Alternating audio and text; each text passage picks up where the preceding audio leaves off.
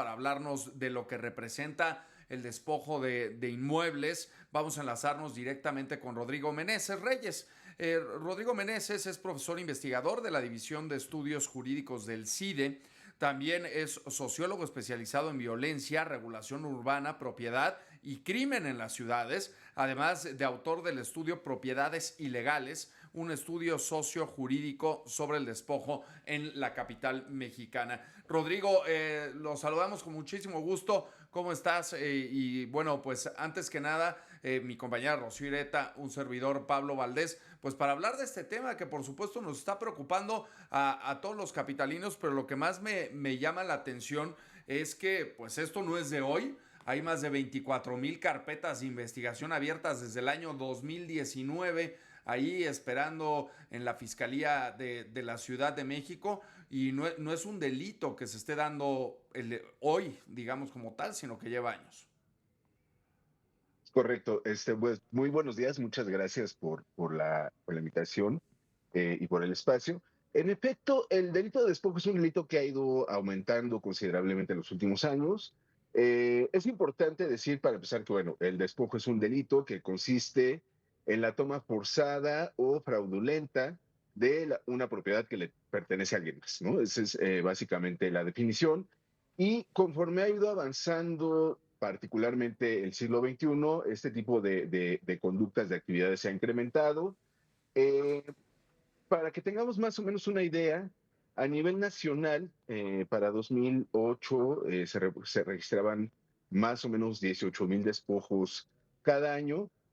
Actualmente se están registrando más de 32,000, 35,000 despojos anualmente. Entonces, estamos hablando casi del doble de registros. En la Ciudad de México esta tendencia es muy parecida, ¿no? En promedio anualmente se están registrando entre 3,500 4,000 despojos anualmente. Y de estos despojos o de este tipo de conductas, dependiendo en qué nivel, digamos, territorial lo midamos, vamos a tener diferentes estimaciones, ¿no? Durante muchos años, desde hace muchos años, la colonia, digamos, a nivel barrial, Uh -huh. las colonias que más despojos concentran son el centro, San Rafael, Santa María la Ribera, Narvarte, Portales, Agrícola Oriental, ¿no? Y algunos otros barrios localizados, particularmente en la zona o en la ciudad central, ¿no? Lo que se conoce como la ciudad central, que son estas delegaciones que es, o alcaldías, que es Cuauhtémoc, Miguel Hidalgo, Benito Juárez, Venustiano Carranza, ¿no?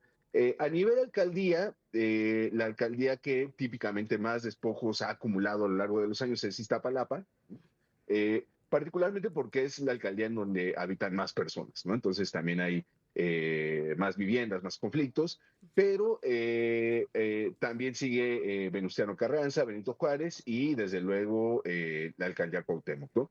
Este es el núcleo, digamos, más concentrado del despojo. ¿Y por qué es preocupante esta concentración territorial de este tipo de eventos?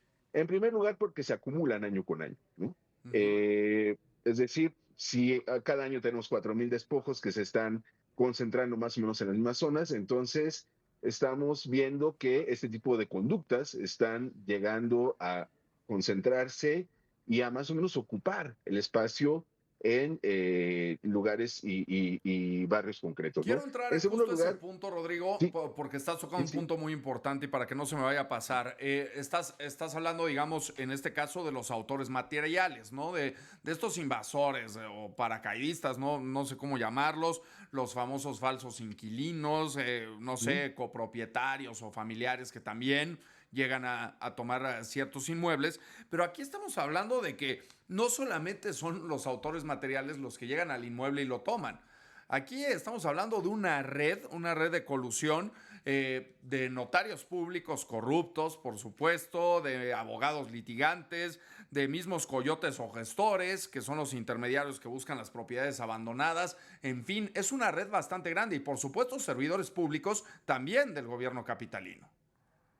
Sí, desde luego hay diferentes tipos de despojo, Uh ¿no? -huh. Típicamente se consideraba como despojo a este tipo de movimientos, personas, organizaciones que ocupaban propiedades, sobre todo terrenos, para desarrollar sus propias casas, autoconstruirlas y, digamos, reivindicar un derecho a la vivienda, ¿no?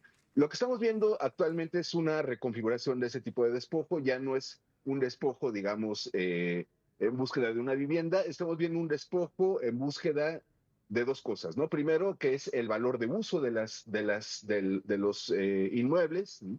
Es un tipo de despojo que se está realizando con fines de extraer, digamos, rentas de los inmuebles, ¿no? Puede ser para convertirlos en estacionamientos, para convertirlos en alojamientos temporales, para cobrar, digamos, o configurar relaciones inquilinarias diversas, ¿no? Y un segundo tipo de despojo que es por el valor del inmueble, ¿no? Es decir, por el valor del suelo del inmueble. Este es importante decirlo porque en estos dos tipos de despojo ya lo que no se está reivindicando es la vivienda, sino lo que se está buscando es extraer valor, una economía, digamos, para seguir alimentando una economía ilegal, ¿no? Y desde luego, como mencionas, esto involucra a algunos grupos de la delincuencia organizada, algunos funcionarios y operadores jurídicos corruptos, ¿no? Diferentes autoridades administrativas y registrales que también participan en este proceso, ¿no? Y que más o menos le van dando una configuración distinta, ¿no? Una configuración en donde el despojo sucede, digamos, en un momento, que es la ocupación ilegal del inmueble, ¿no? A través de la fuerza, de la violencia, pero ese es el momento en que se configura el despojo y ese despojo, esa ocupación violenta del inmueble, se sostiene en el tiempo a través de todos esos actores que mencionas, ¿no? Desde organizaciones criminales hasta funcionarios públicos corruptos que deciden dilatar los trámites, no aceptarlos, enviar las carpetas de investigación a otras fiscalías, ¿no? Y desde luego esto va configurando una realidad mucho más compleja que no es solo tiene que ver con la toma violenta de la propiedad, sino con la imposibilidad de las víctimas, perdón, para recuperar sus inmuebles y volver a sus propiedades originales, ¿no? Rodrigo, Ese yo creo que es precisamente, el mayor problema. Sí. Rodrigo, justo mencionas estas zonas, estos focos rojos, donde más ha habido acumulación en un periodo de tiempo relativamente corto. ¿Qué es lo que vuelve a estas zonas tan vulnerables y qué es lo que puede hacer la gente para proteger también y para no ser víctima de este tipo de bandas? Sí, desde luego que un elemento de vulnerabilidad tiene que ver con la formalidad registral de las relaciones de propiedad, ¿no? Es decir, en muchos de estos barrios lo que nos estamos encontrando son relaciones de propiedad que no trascendieron a otras generaciones, ¿no? Falta de testamentos, de formalización de sucesiones, todo esto va dejando propiedades que en el largo tiempo carecen de una titularidad clara, ¿no? Ese es un elemento importante. Segundo elemento, la desocupación, ¿no?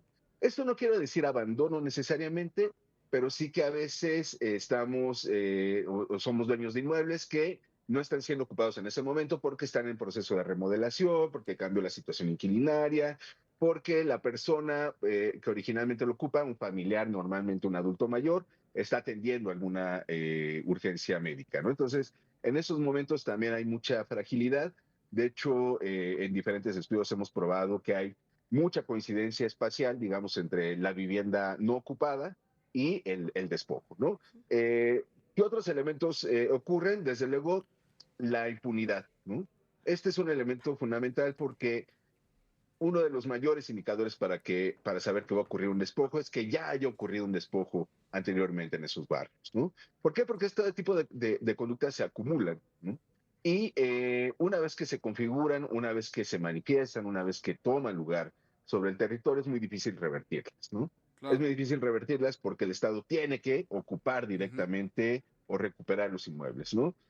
Un poco para dimensionar las dificultades de la recuperación, Sí. estamos estimando, como decía, que en promedio hay 4,000 carpetas de investigación abiertas por el delito de despojo en la Ciudad de México. Solo 2% de esas carpetas de investigación, solo 2% de esos 4,000 casos llegan o logran las víctimas recuperar sus inmuebles a través de un proceso judicial, ¿no? Es bajísima la Eh, cifra. Estamos muy, muy baja. Sí. Por supuesto, Rodrigo, pues agradecemos muchísimo que nos hayas tomado la comunicación, poder platicar contigo sobre este tema que interesa muchísimo al auditorio. Y bueno, pues que tengas un excelente día. Muchas gracias.